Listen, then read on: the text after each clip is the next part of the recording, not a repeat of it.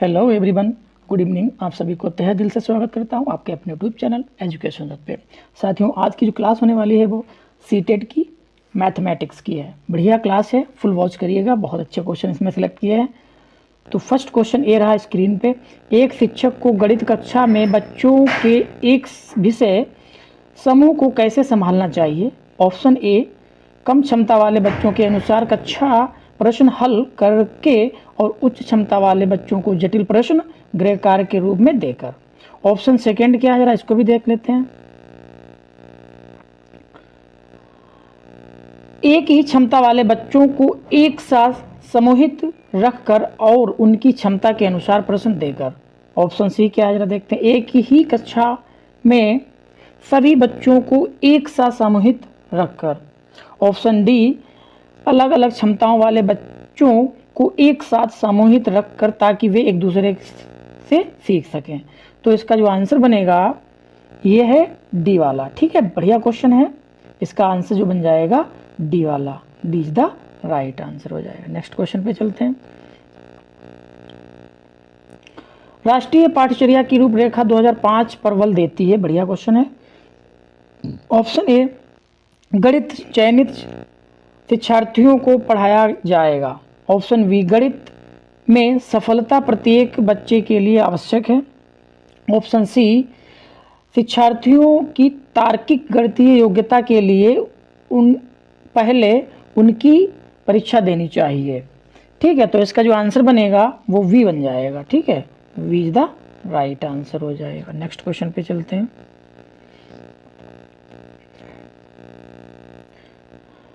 निम्नलिखित में से कौन सा कथन सही नहीं है? इसमें नहीं की बात की गई है।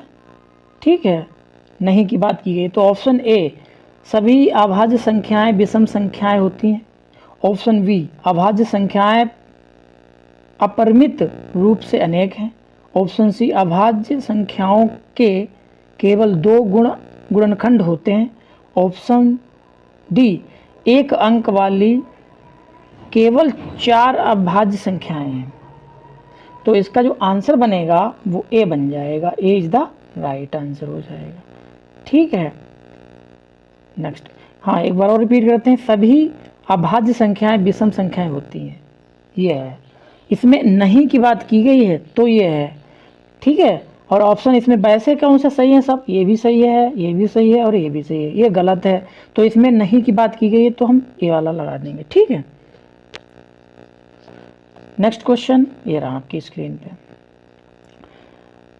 1/3 में समतुल्य भिन्न लिखिए। कक्षा 4 के शिक्षार्थियों से पूछा गया यह सवाल की ओर संकेत करता है। ऑप्शन ए, उच्च स्तरीय मांग कार्य क्योंकि संयोजन के बिना प्रक्रिया पर आधारित। और ऑप्शन बी,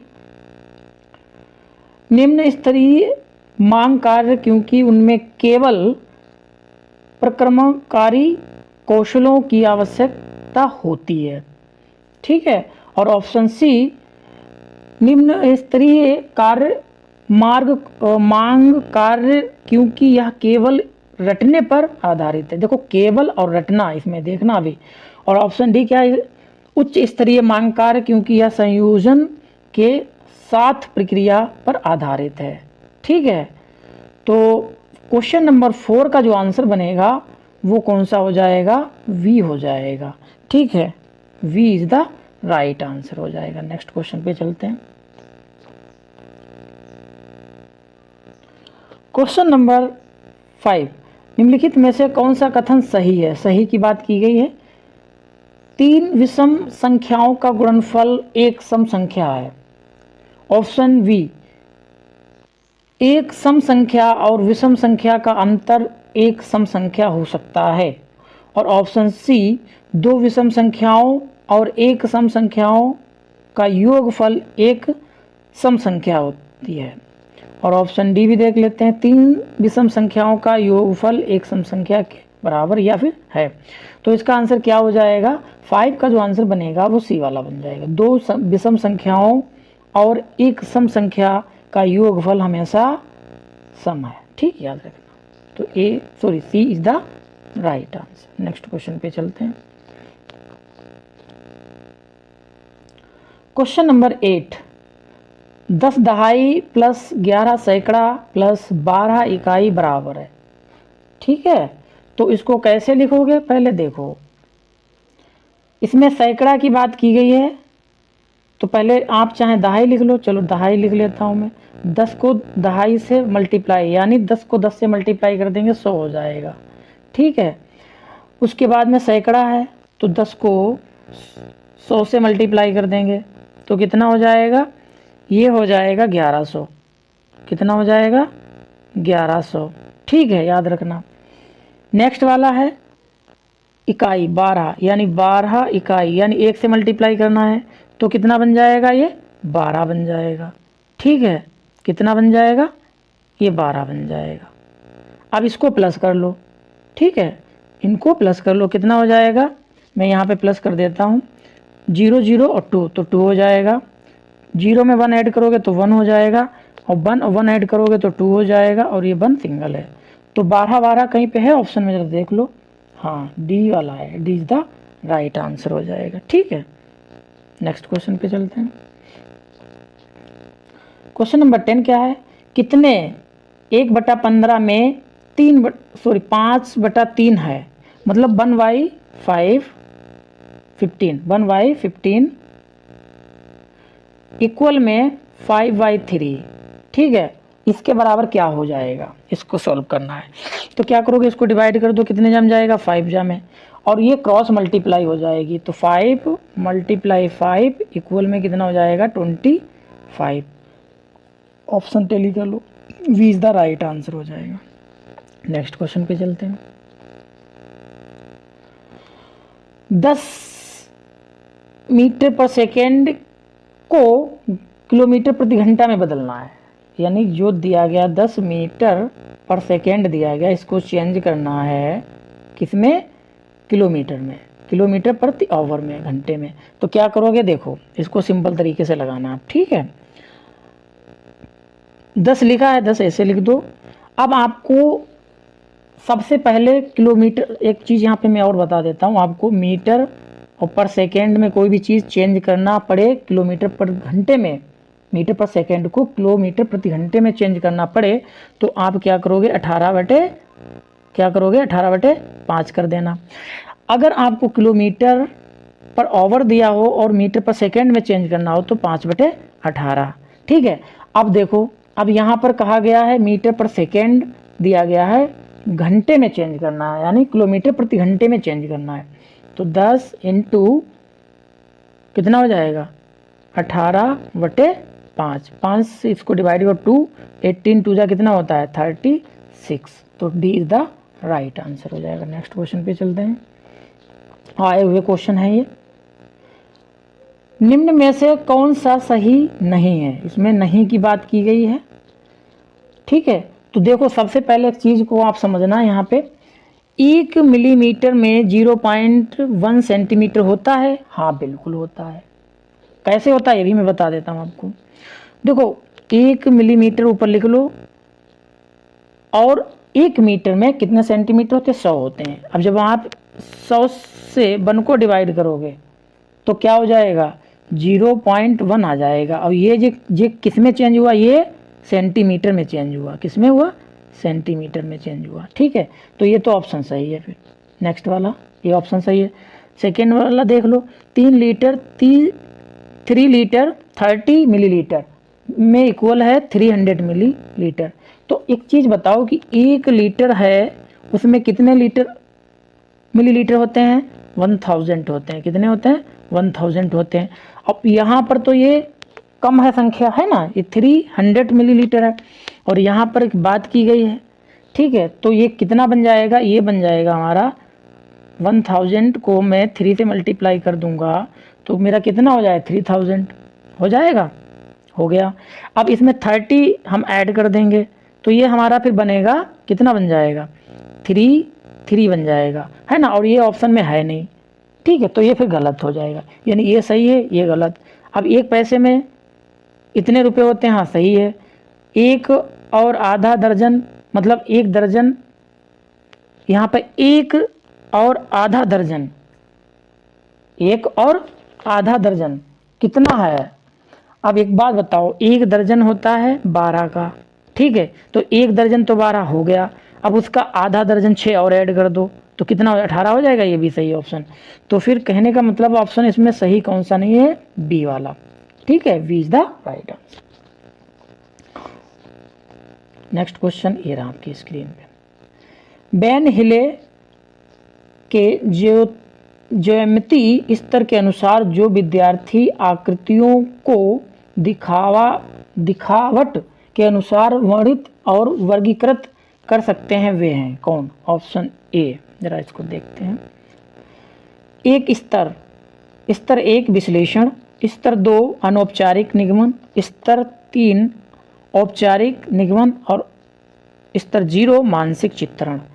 तो इसका आंसर 17 का जो बनेगा वो डी बन जाएगा, D is the right answer हो जाएगा, ठीक है। नेक्स्ट क्वेश्चन पे चलते हैं।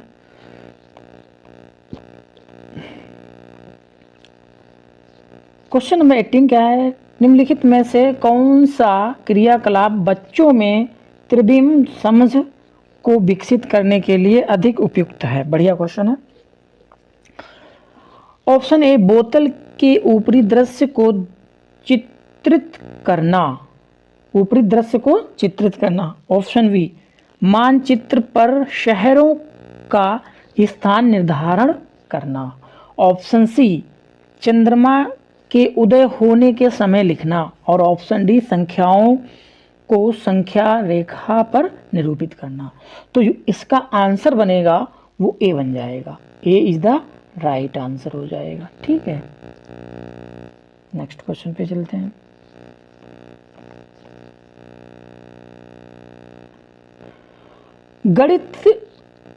गणित के अधिगम के संबंध में निम्नलिखित में से क्या सही नहीं है। लो भैया, इसमें निगेटिव की बात की गई है।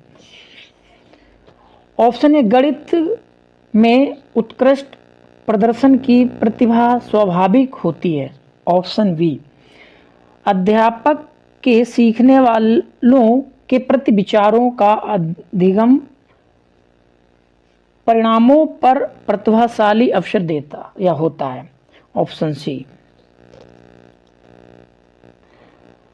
विद्यार्थियों की सामाजिक आर्थिक पृष्ठभूमि का गणित के निष्पादन पर असर होता है। और ऑप्शन डी, विद्यालय में दिए जाने वाले निर्देशों की भाषा का असर बच्चे के गणित के प्रदर्शन पर हो सकता है। तो इसका जो आंसर बनेगा 19 का वो हमारा बनेगा ए इज द राइट आंसर, ठीक है। नेक्स्ट क्वेश्चन पे चलते हैं। ये बहुत बढ़िया क्वेश्चन है, इसमें सब आए हुए क्वेश्चन वही सिलेक्ट किए हैं। क्वेश्चन नंबर 20, एनसीएफ 2005 मानता है कि गणित में सोचने व तर्क का एक निश्चित तरीका निहित है। नीचे दिए गए कथनों में से वह कथन चुनिए जो उपरोक्त सिद्धांत का पालन नहीं करता है। भैया, इसमें नेगेटिव की बात की गई है, ठीक है। अब इसके ऑप्शन देखो क्या है। उसे पढ़ने की विधि, उसे पढ़ाने की विधि। ऑप्शन बी, आंकिक प्रश्नों का हल करने के लिए विद्यार्थियों को निर्धारित सूत्र बताना। ऑप्शन सी, पाठ्य पुस्तकों में प्रस्तुत सामग्रियों के लिखने का तरीका। और ऑप्शन डी, कक्षा के लिए चुने गए क्रियाकलाप एवं अभ्यास। तो 20 का जो आंसर बनेगा वो क्या बन जाएगा, वो हमारा वी के साथ चला जाएगा, ठीक है, वी द राइट आंसर हो जाएगा। नेक्स्ट क्वेश्चन पे चलते हैं। निम्नलिखित में से कौन सा गणितीय प्रक्रम नहीं है।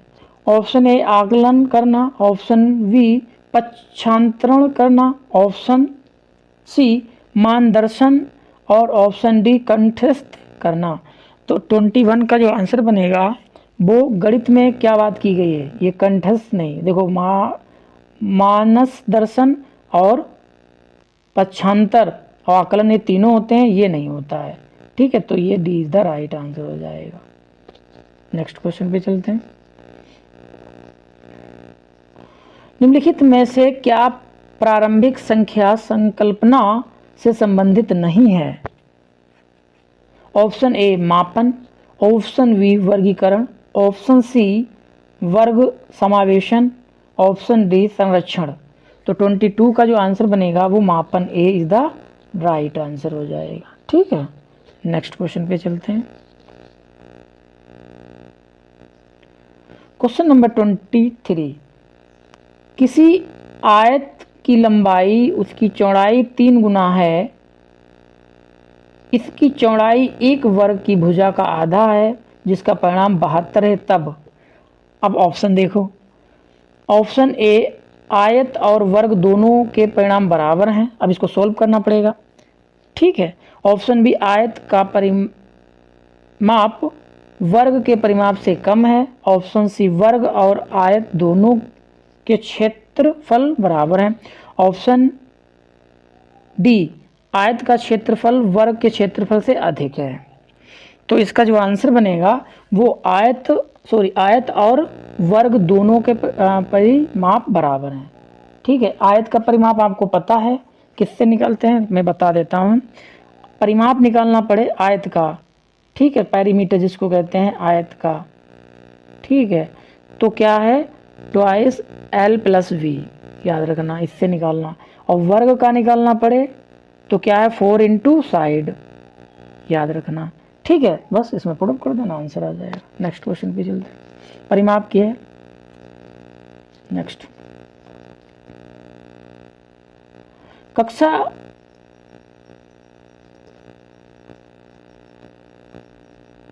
कक्षा में शिक्षिका विद्यार्थियों को विभिन्न प्रकार से चतुर्भुज को परिभाषित करने के लिए कहती है, शिक्षिका का उद्देश्य है। ऑप्शन ए सभी परिभाषाओं को कंठस्थ करने में विद्यार्थियों की सहायता करना। ऑप्शन